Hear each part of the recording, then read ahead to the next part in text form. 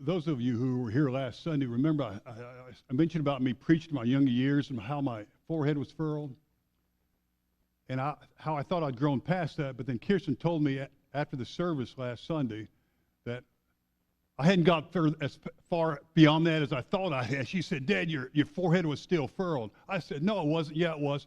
And then I looked at my video, and yeah, it was. Okay, I can't help it. I furrow when I smile, all right? So we're going to have to just be okay with that. I'm doing my best I can, hey. But we're here to continue our series, See Yourself. Because for us to be the men and women of God He's created us to be, we've got to see ourselves rightly before Him. Last Sunday we talked about see yourself as wonderfully made. But today we're talking about see yourself as fully forgiven. Forgiveness is a huge deal because it is essential for us to have the healthy, vibrant relationships with other people that we come in contact with every day. As we go through the day, we do things to increase or decrease our relationships with people. If we say encouraging words and uplifting words and acts of kindness, we increase our relationship with them. On the same way, thoughtless words and hurtful actions help to break down those relationships. And when we hurt someone else, our relationships that we share with them suffer. And the hurt could be so hurtful that it creates a barrier that it's impossible for the individuals to get beyond. And the relationship breaks down. And so we have two people who were in relationship, want to be in relationship, but aren't able to because of the hurt that separates them. Only forgiveness can get them past the hurt of the relationship. Only full forgiveness can reestablish that valued relationship that once was. I know it's that way with Carol and me. I don't know what it is. Maybe it's a guy thing. Maybe it's a husband thing, or maybe it's a me thing. But whatever it is, I have discovered in our relationship that I have to ask for forgiveness from her far more often than she has to ask forgiveness from me. I think it's 10 to 1, but it feels like it's 100 to 1. And maybe my insensitivity, not being conscious, reading the room or what's going on or what's taking place with her. But when I say something insensitive, not that I try to, when I say something insensitive and it hurts Carol's feeling, a cold chill suddenly blows through the room. And she talks to me differently. She looks at me differently. In fact, sometimes she won't look at me at all. And being the smart guy that I am, and many years of wonderful marriage experience, I quickly go to her, ask for forgiveness. She gives it to me. The hurt is healed, the relationship is reestablished, and we move forward together. But takes full forgiveness because partial forgiveness just does not get it done. Well, what is full forgiveness? To fully forgive is to give up resentment against and the desire to punish the other person. It's twofold. It's twofold. It's giving up the resentment in us and the desire to punish them. Say this together with me. It is giving up the resentment in us and the desire to punish them. You know, partial forgiveness does neither. Partial forgiveness holds on to resentment. It is forgiving, but never, ever, ever forgetting. Right? It is forgiving the incident in the present, but reminding them of the incident over and over and over in the future. It is to forgive the person, but forever resenting the person for what they did to us. It is chewing on the proverbial dog bone that will never, ever go away. So partial forgiveness holds on to the resentment, but it also continues to have a desire to punishment. It is to forgive, but making the other person pay. They've caused us pain, so we have this desire to make them feel the pain too. They may have stabbed us deeply, so we pinprick them for the rest of their life, causing them pain, punishing me because of pain.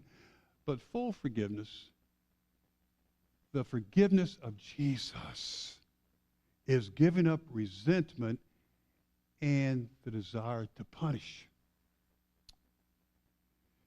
In our passage today, we find Jesus demonstrating, modeling for us at a worst, most horrific time in his life what full forgiveness is like.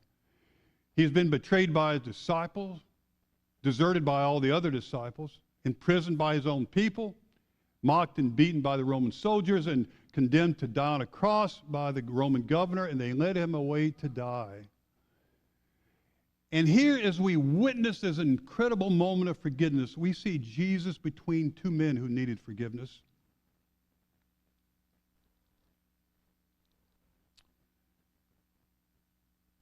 It says, two other men, both criminals, were also led out with him to be executed.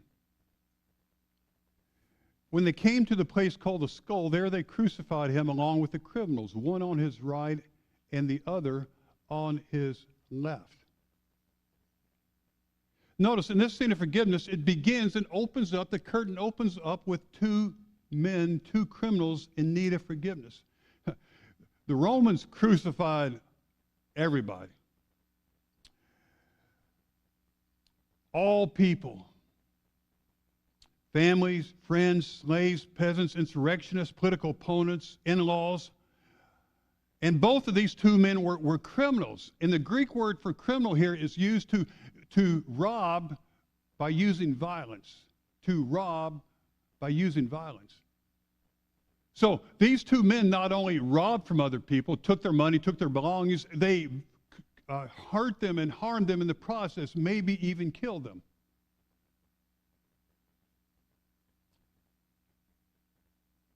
And their whole lives were from decisions, one bad decision after another, after another, after another. At any point in time, they could have made different decisions. They could have stopped and made better decisions, but they chose not to. They could have turned over a new leaf to begin a new life, but they chose not to. And they continued down this slippery slope of self-destruction. Robbing, killing, until finally those who they have harmed came together to harm them and take their lives.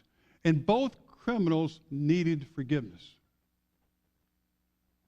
Whether they knew it or not, whether they would admit it or not, whether they even cared or not, they both needed the forgiveness that only Jesus could give them. And what an incredible moment. They were led out with him to be executed, carrying their crosses, each one of them, going out with Jesus to be executed, side by side with the only person that could have given them the forgiveness that they both desperately needed. And they didn't even know that person was there, that Jesus was who he said he was. And they crucified Jesus, one on his right and the other on his left. It's always been interesting to me how Luke brings this up, makes a point to describe how the setting was. Jesus was not on the right of both of the criminals, nor was he on the left of both the criminals. He was right in between the criminals, on his cross between them, equally accessible to one or the other of them, should they decide in that moment to ask for his forgiveness. And one of the criminals eventually did. The Jesus who was there to restore their relationship with God is here to forgive us in our lives too. And Jesus was between two criminals who needed Jesus, but Jesus was also before a crowd who needed forgiveness. Jesus said, Father, forgive them, for they do not know what they are doing. Here is Jesus living to the very end of his life what he had taught his disciple his entire life. Earlier, Jesus said, bless those that curse you. Do good to those that hate you. Pray for those that spitefully use you and persecute you, that ye may be the children of my Father is in heaven.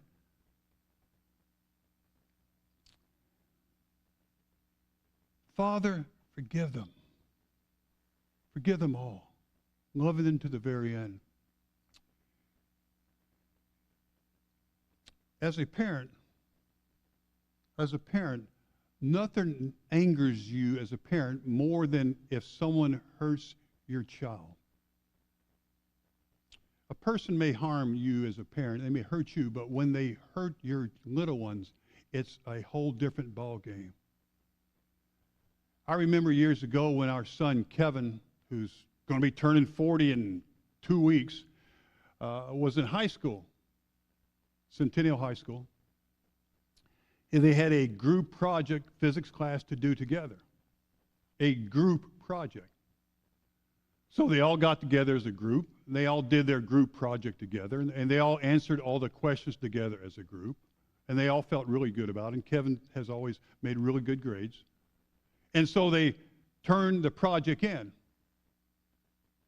to their teacher. And he failed them. And the reason when Kevin came home and told us, he said the reason the teacher failed them because he said, well, obviously you all cheated because you all had the same answers. But it was a group project, emphasis on group, who worked together to come up with the group answers. You would expect all the answers to be exactly the same in the group, right? Well, when Carol heard this, and I asked permission to share this, there was fire in her eyes. But unfortunately, it wasn't towards me. I was okay. I was safe today. But there was fire in her eyes. And I remember her calling up, and I'm listening, calling up and passionately sharing with the teacher what she was feeling in that moment. And I don't remember exactly what she said, but I do remember one sentence. I will never forget it. She said, it's like you kicked Kevin's teeth in. Boy, you don't mess with Mama's Bears Cubs. And here they were messing with, brutalizing the Son of God. God's Son who healed the blind, the deaf, the lame. God's Son who welcomed little children, so kind and so gentle, made time in his life to welcome little children unto himself. God's Son who never knew sin was right now in this moment experiencing the fullness of sin upon himself. Father, forgive them, all of them, every one of them, for abusing your Son. Because they don't know what they are doing. Oh, I think Judas thought he knew what he was doing. He betrayed his rabbi who had let him down and didn't deliver on the goods of leading an insurrection against the Roman government. Or I think the religious leaders thought they knew what they were doing. They were getting rid of a religious fanatic who did not want to play by their rules. And the Roman soldiers, I think they thought they knew what they were doing because they were getting rid of a troublemaker to the Roman Empire. They all thought they knew what they were doing, but they had no idea that the person they were doing it to was the only person that could give them forgiveness and give them life. And they didn't know what they were doing to themselves. I want you to hear this. They didn't know what they were doing to themselves. Every time you respond in anger towards another person, that just makes you an angry person. Every time we hurt someone, that just makes us more hurtful ourselves. And every time we go out of our way to harm another human being, we just lose a little part of our humanity. Father, forgive them, for they don't even know what they're doing to me or themselves. Between two men, before a crowd,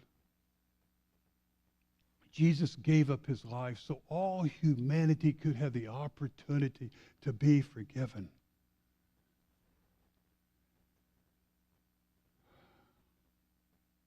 And they divided up his clothes by casting lots. And the people stood watching, and the rulers even sneered at him. And they said, "He saved others. Let him save himself if he is the Christ of God, the chosen one." It's always amazed me how they thought they had it so right, but they got it so wrong. They thought if Jesus could save himself, he would just take himself off the cross, bring the angels down, lift him up, do a miracle here in this space. If he just saved himself, that would prove that he is the Christ of God, the chosen one.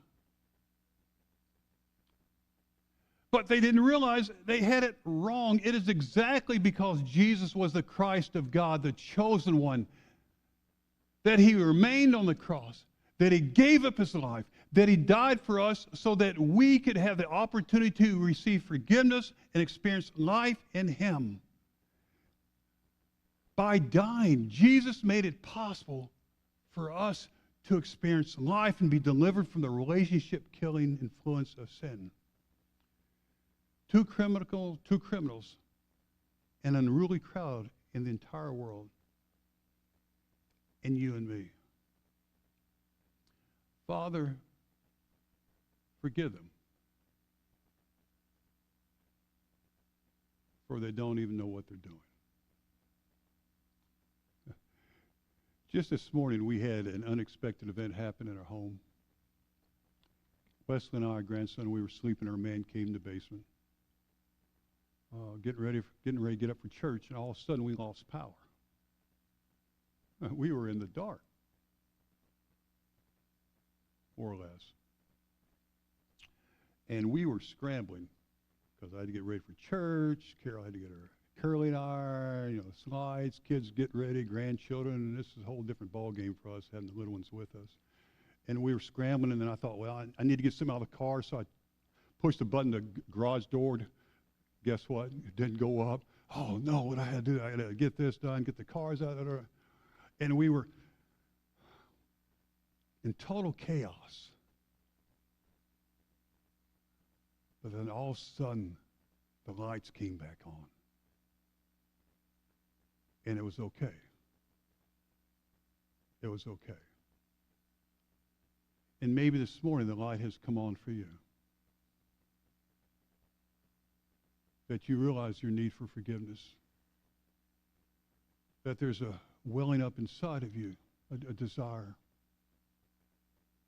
There's something about when you're brought into the presence of God, his holiness and our brokenness. A desire to be forgiven for everything you've done wrong, every person you've ever hurt, every word you've ever said, every deed you've done, anything and everything that has hurt a relationship with another human being. Just being forgiven.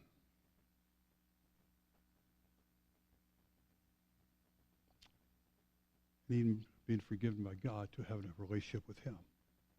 By confessing the sins of your past, receiving forgiveness in your present, and giving God to live your life for him in your future.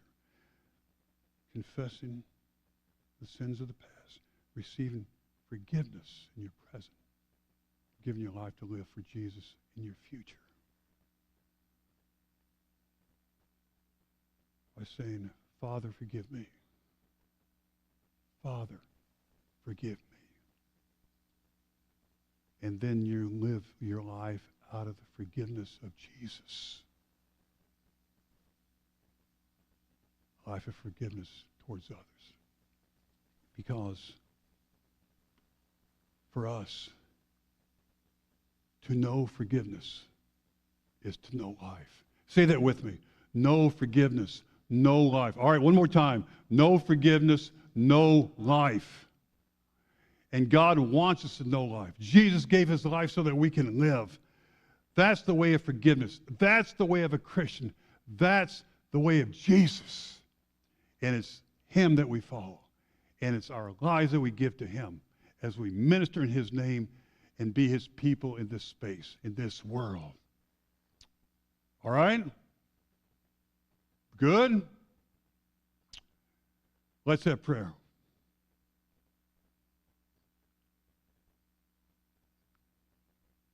Dear God, thank you for this time we've had together. No forgiveness and no life. You gave your life for us. You modeled for us what we are to do in our lives, to give our lives to others. But we first have to make sure our relationship with you is right. Forgiveness asked for, forgiveness received. Love offered, love received. A life changed. A future set. Dear God, help us to be your people. A people who give the forgiveness that we've experienced in you. And draw the world to yourself. And all God's people said, amen.